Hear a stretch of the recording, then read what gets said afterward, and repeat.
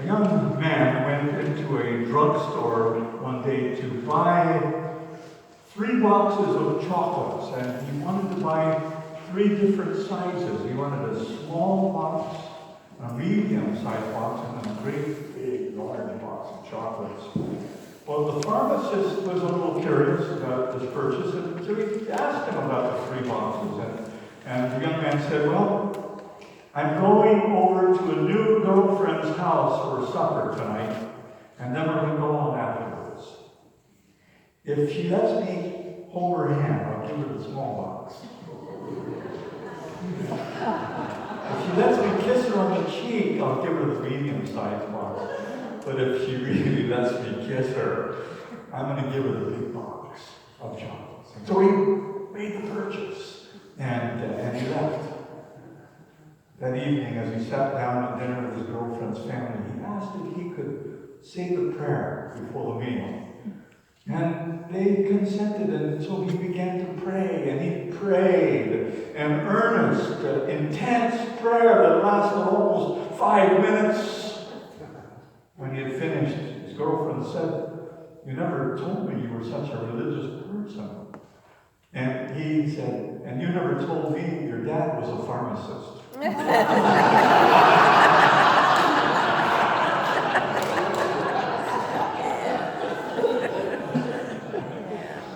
It's a good thing to pray, no matter what the compelling circumstances.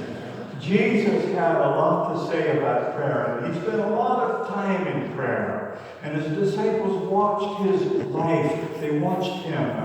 And one day they said to him, "Lord, teach us to pray." It's interesting, they're never recorded saying, "Teach us to do miracles," or "Teach us how to multiply fish and bread." But on one occasion they said, "Lord, we want to know about your prayer life. How do we pray?" And Jesus is teaching them today about prayer. In verse 1, Luke chapter 18, he writes, Jesus told the disciples a parable to show them that they should always pray and not give up. So we're being told that this is a parable about teaching them about persistence in prayer. Jesus said, in a certain town, there was a judge who neither feared God nor cared about men or women. The Bible has a lot to say about justice. The prophets rail against the injustice in Israel. In the book of 2 Chronicles, chapter 19, Jehoshaphat, who was the king of Judah at the time, made a journey across the land, appointing judges in every province and every major city that he visited. And I want you to listen to the oath that he gave to these judges as he installed them in their office. He said, "Consider carefully what you do, because you are not judging for man, but for the Lord, who is with you whenever you give a verdict. Now let the fear of the Lord be upon you. Judge carefully, for with the Lord our God there is no injustice or partiality or bribery." God is with you when you give a verdict.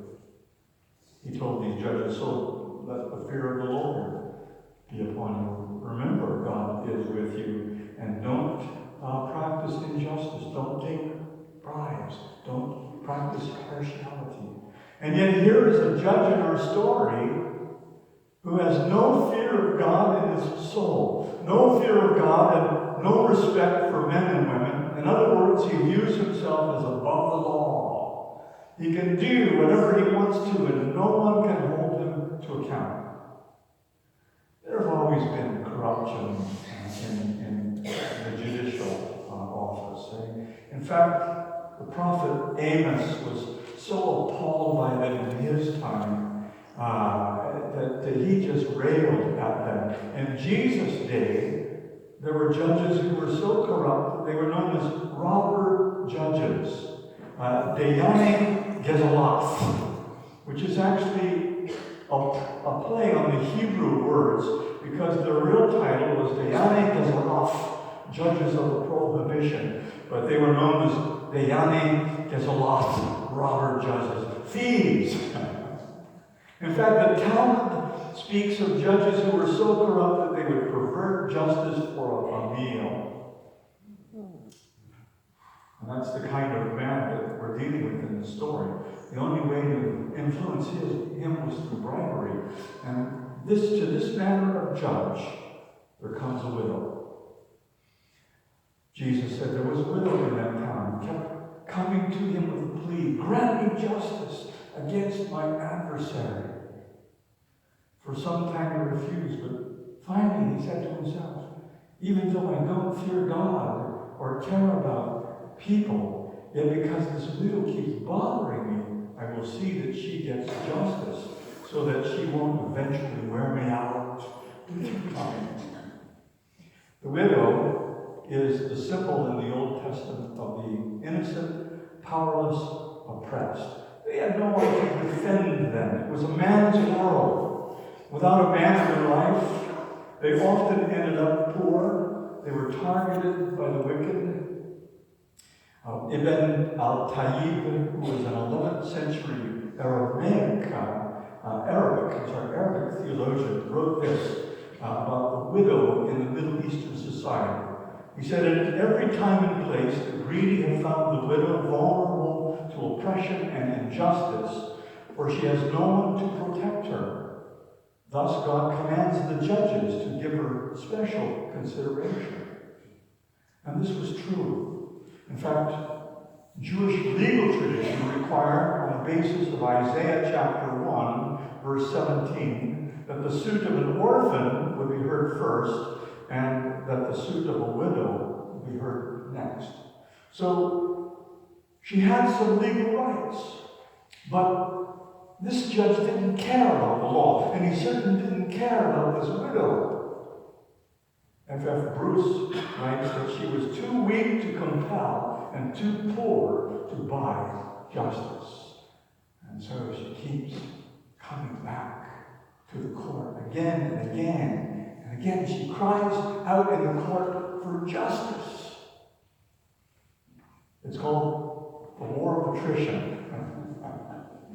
You ever had a fly start buzzing around you outside eating your picnic, and that fly is just pestering you to no end, and around the fly is going, landing on you, landing on your food, and finally it's so irritating you give up and move to another place to try and get away from the fly. The war of attrition, a war in which one side eventually wears the other side out by the friction of repeated attack again and again and again and again. The judge in this story puts it even more strongly. He said, she's going to wear me out. The word he used is a prize-fighting term for a blow under the cheek.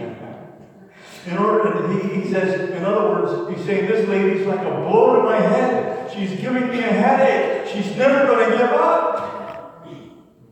And so he granted her justice. And here is the lesson according to Jesus. If this unjust judge, who neither fears God nor respects men or women, will, because of her persistence, give this woman her request, how much more will God bring about justice for his chosen ones who cry out to him day and night?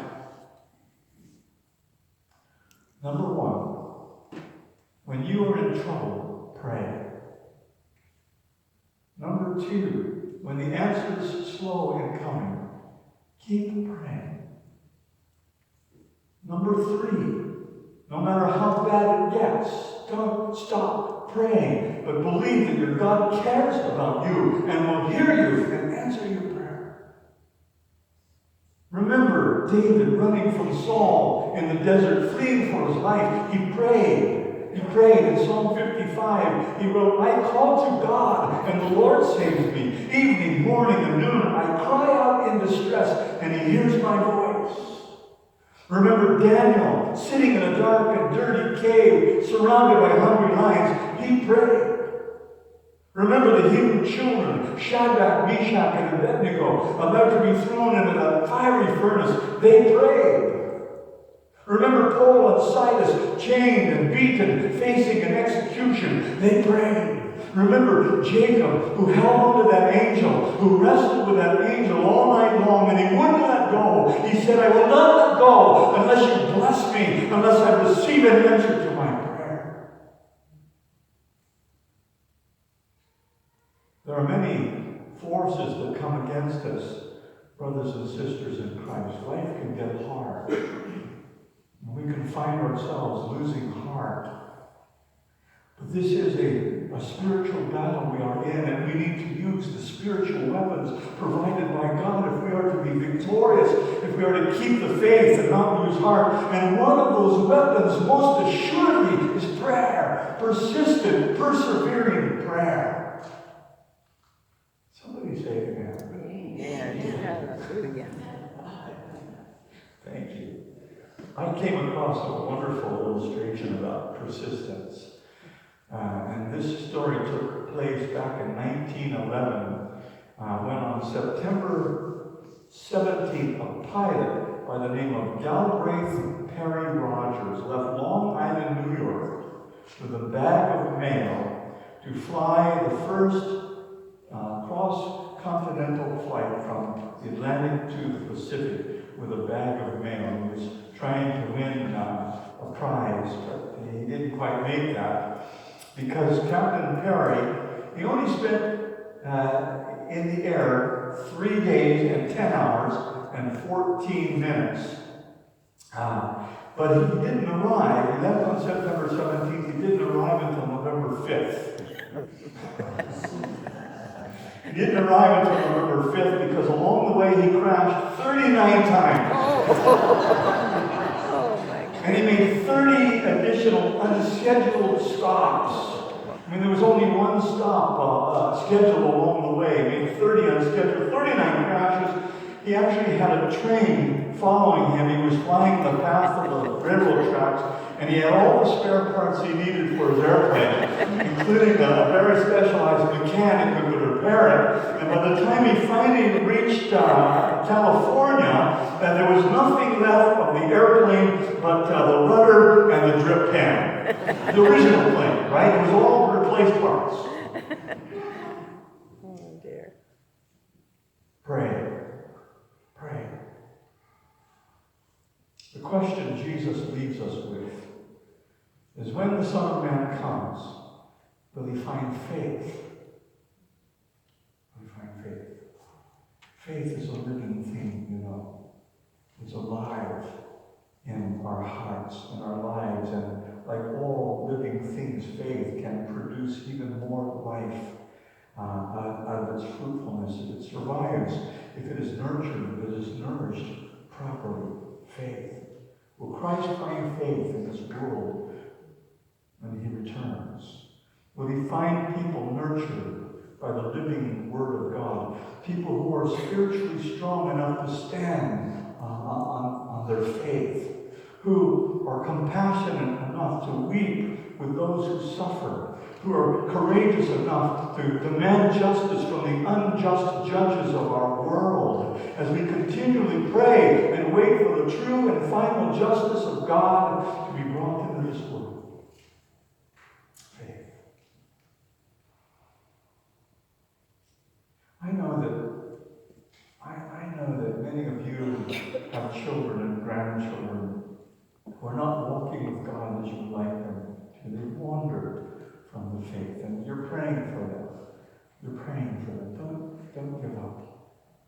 Don't stop. Keep praying. God hears you. I know that many of you are facing in your life, in your physical bodies, great challenges, great difficulties, and in the lives of your family, physical things that are traumatic and life-impeding, changing. Don't stop praying to God. God is listening. Don't doubt for a moment, but God is not listening to you. Keep praying. Keep praying. Remember the parable of the widow and the unjust judge. I used to have a book on my shelf about George Mueller. I think it was called George Mueller, Man of Prayer. I was looking for it over the weekend. I can't find it. It might be there. We might have given it to the library. I don't know.